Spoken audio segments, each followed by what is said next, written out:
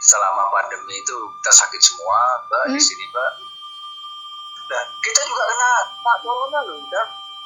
Kalau saya sendiri sembuh itu sembuh sendiri, saya minumin ini. Di sini juga ada ada temulawak juga, ada kunyit juga. Itu saya bikin sendiri gitu loh. Jadi itu sembuh dengan sendirinya gitu loh. Di perusahaan juga nggak ada perhatian gitu loh. Sampai kami laporkan ke media massa juga waktu itu. Oh tidak Mbak, disuplai makan hanya sekitar seminggu sekali. Itu pun bukannya proper makanan, Mbak.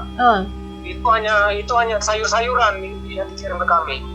Contohnya kentang, kubis-kubisan, kol-kolan, kayak begitu, Mbak. Dan kadang-kadang sebagian besar itu busuk.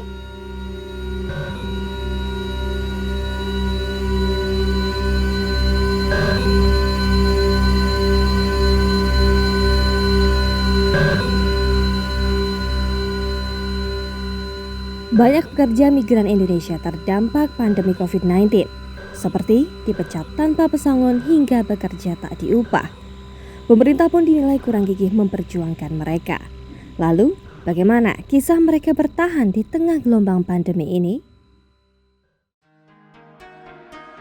Berdasarkan data Badan Perlindungan Pekerja Migran Indonesia, beberapa permasalahan yang dialami oleh calon pekerja migran maupun pekerja migran Indonesia di periode 1 Januari hingga 31 Oktober 2020 antara lain TKI ingin dipulangkan, gaji tidak dibayar, overstay, biaya penempatan melebihi struktur biaya, perdagangan orang, deportasi atau repatriasi, dan masih banyak alasan lainnya.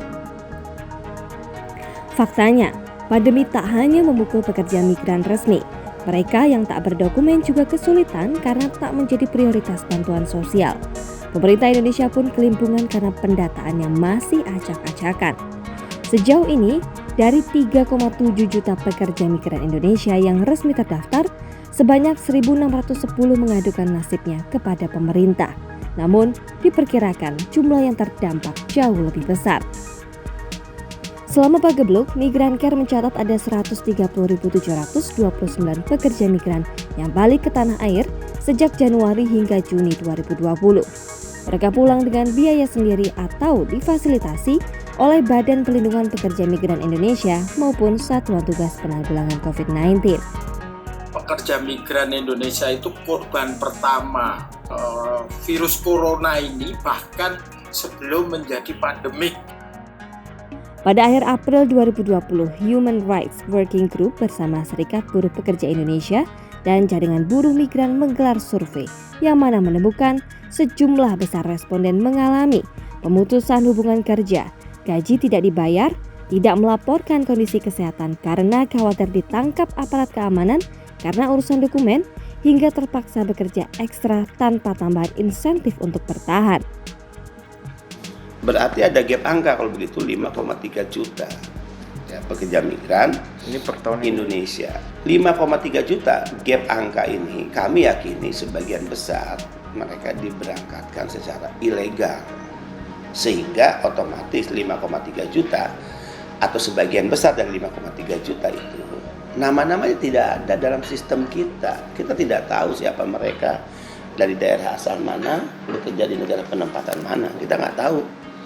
Kalau begitu, apa resikonya mereka yang diberangkatkan secara ilegal, yang nama-namanya kita tidak pernah tahu bekerja di mana, apa sektor pekerjaannya, otomatis mereka di luar kontrol perlindungan negara. Kita kan bekerja menurut hukum negara setempat. Ya.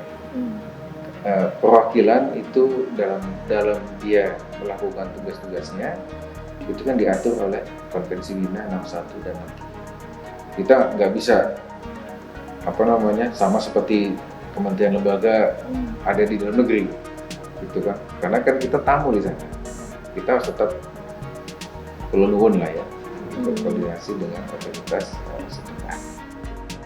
Studi HRWG menyimpulkan pekerja migran amatlah rentan, terutama di saat pandemi, karena mereka jarang mendapatkan perhatian dalam kebijakan perburuan di negara-negara tujuan. Terlebih para pekerja yang tak memiliki izin formal. Pemerintah perlu mendorong negara tujuan untuk mengubah kebijakan migrasi. Selama ini pekerja migran menjadi kelompok yang dilupakan. Padahal negara pengirim maupun negara penerima mengambil untung dari migrasi tenaga kerja.